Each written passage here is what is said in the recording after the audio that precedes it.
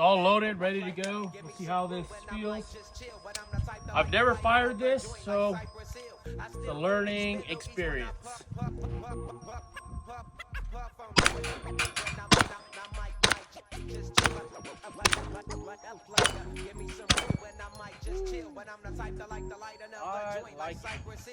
Pretty accurate.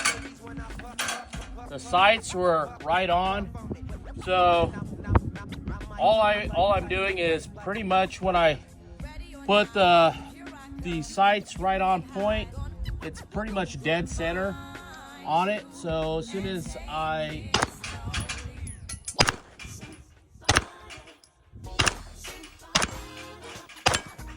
recoil's nice, real accurate. That thing's pretty smooth, man.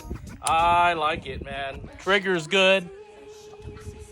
And once you find like where the sights are at and you just move along, there's hardly any recoil to this. It's just straight smooth.